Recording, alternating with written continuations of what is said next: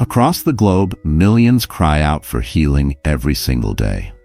Some are battling chronic pain, others are lying in hospital beds with life-threatening conditions, and many are enduring silently, facing wounds of the heart and soul that no physician can diagnose.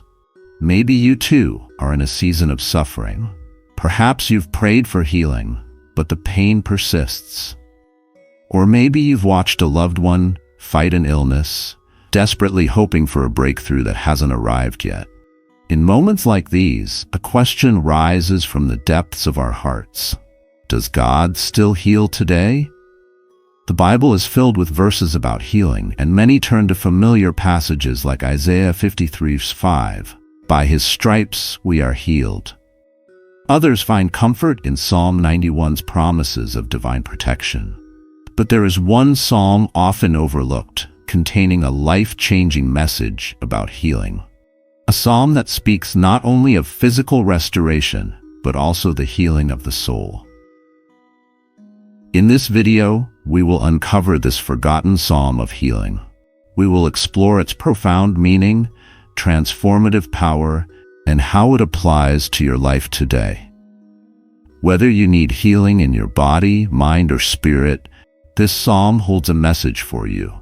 Before we dive in, if you're passionate about exploring the depths of Scripture and finding encouragement for your faith journey, consider subscribing to our channel.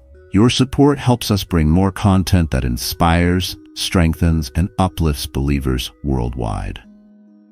Now, let's discover the forgotten psalm of healing and how its message can transform your life. The ancient cry for healing. Healing is a universal longing. Since the beginning of time, humanity has sought ways to restore health and wholeness. Ancient civilizations turned to herbs, rituals, and prayers, seeking relief from sickness and suffering. For the Hebrew people, healing was never just about the physical body. They understood that sickness was often tied to the state of the soul. In their culture, to be truly whole was to be in right relationship with God. This is why Scripture is filled with prayers, not only for physical healing, but also for the restoration of the heart and spirit. King David, the author of this forgotten psalm, understood suffering on every level. As a warrior, he endured physical injuries. As a leader, he faced betrayal and heartbreak. As a man after God's own heart, he experienced deep sorrow over his own sins. Through all his struggles, David turned to God, not just for help, but for healing. In one powerful psalm, he recorded a testimony of God's ability to restore, redeem, and renew. Psalm 30, the forgotten psalm of healing. The psalm we are exploring today is Psalm 30, a passage that many overlook when searching for scriptures on healing. Yet it carries one of the most profound promises of restoration in the entire Bible. Let's take a moment to read it. Psalm 30, 1-5. Psalm 30 is more than just a prayer. It's a testimony of a man who was healed, restored, and renewed by God. Whatever you are facing today, remember, cry out to God. He hears you. Trust the process. Healing is a journey. Believe in His favor, for it lasts forever. Hold on to hope. The night will end and morning will come. If this message has encouraged you, consider subscribing to our channel for more faith-filled content. And if you need prayer, leave a comment below. We would love to stand in faith with you. May you find peace in the promise that joy always comes in the morning. Thank you. I will exalt you, Lord, for you lifted me out of the depths and did not let my enemies gloat over me. Lord my God, I called to you for help, and you healed me. You, Lord, brought me up from the realm of the dead. You spared me from going down to the pit. Sing the praises of the Lord, you His faithful people, praise His holy name.